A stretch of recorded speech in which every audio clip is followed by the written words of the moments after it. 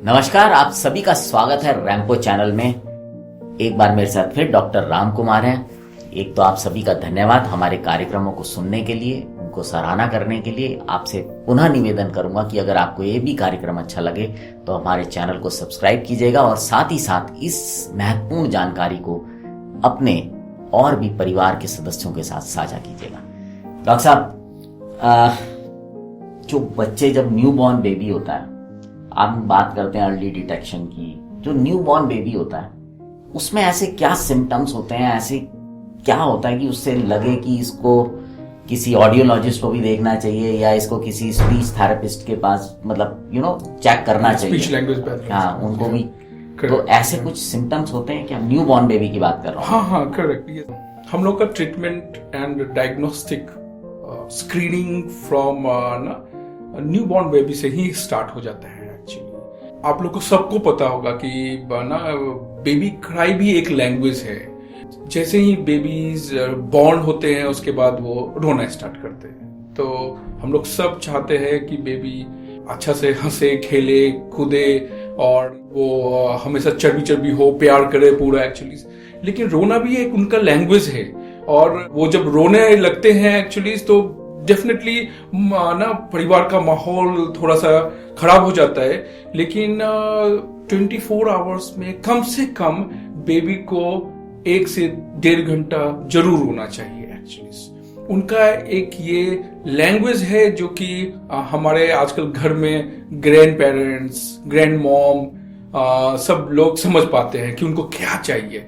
जब से वो जन्म लेते हैं और कम से कम बैबलिंग, कूइंग स्टेज से लगभग 7 से 8 महीना तक बच्चे का जो लैंग्वेज होता है वो बेबी क्राई ही होता है। और पूरे वर्ल्ड में actually similar kind of language होता है जो कि सबको समझना होता है। जब बच्चा जन्म लेता है और बच्चा रोने लगता है तो हम लोग समझ जाते हैं उनका वाइटल कैपेसिटी अच्छा है, रेस्पिरेटरी सिस्टम अच्छा है, उनका टोटल वॉल्यूम कैपेसिटीज अच्छा है। और वो फर्स्ट इंडिकेशन होता है कि बच्चे का जो डेवलपमेंट होगा वो धीरे धीरे अच्छा होते जाएगा।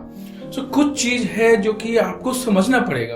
अगर कोई बच्चा है जो स्लो रो रहा है, इंटेंसिफाई क्राई हो रहा है और कुछ रिथमिक काइंड ऑफ क्राइज हो रहा है और आईज को वो रब कर रहा है तो वो थक गया है, टायर्ड हो गया है, वो सोने की कोशिश कर रहा है एक्चुअली। कोई अगर बच्चा हाई पिच क्राई है, स्क्रीची काइंड ऑफ क्राइज है एक्चुअली, तो उस कंडीशन में बच्चे को कहीं पेन हो रहा है और उसको तुरंत या गैस्ट्रिक का कोई इश्यूज है एक्चुअली, तो उसको तुरंत नियरेस्ट डॉक्टर को दिखाना चाहिए या कुछ पोजिशनल चेंजेस करना चाहिए एक्चुअली। अगर कोई बच्चा हाई इंटेंस क्राई कर रहा है, एक्सेसिव क्राइज कर रहा है, तो कुछ ना कुछ इश्यूज है।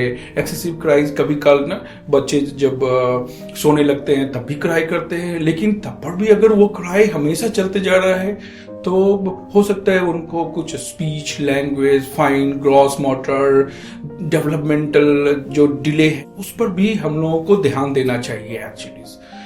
अगर कोई बच्चा जो है वो हाई पिच अगर क्राई कर रहा है, अगर वो हाई पिच क्राई कर रहा है तो वो बच्चे में कुछ उनकी नीड है। वो आपको कभी कल क्या होता है, स्लो क्राई करके वो हाई पिच में चले जाते हैं तो उससे लगता है क्या कि बच्चे को सुना नहीं जा रहा है और वो अपना अटेंशन आपके पास लाना चाह रहा है।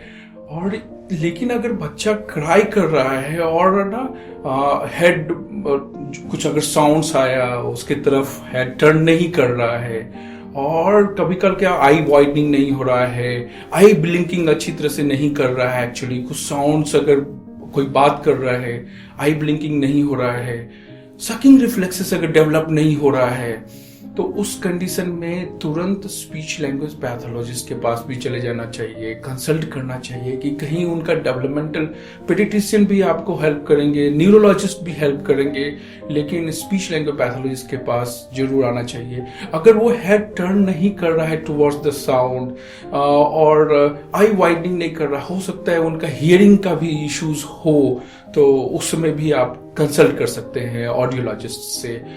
कई बार बच्चा जो है वो लो टोन में वो रोते हैं एक्चुअली, तो उनको लगता है क्या कि हमारे पास कोई भी नहीं है, हम अकेले पड़े हुए हैं। तो उस कंडीशन में आप बच्चे को जाकर के हग कर सकते हैं और उनको प्यार दे सकते हैं। इस तरह का बहुत सारा जो लैंग्वेज है, इसको हम बोलते हैं इंटरनेशनल लैंग्वेज। बेबी क्राई भी एक लैंग्वेज है जो कि सबको समझना चाहिए, बिकॉज उसी समय आपकी नीड्स है बेबी का, जिसमें वो बात नहीं कर पा रहे हैं।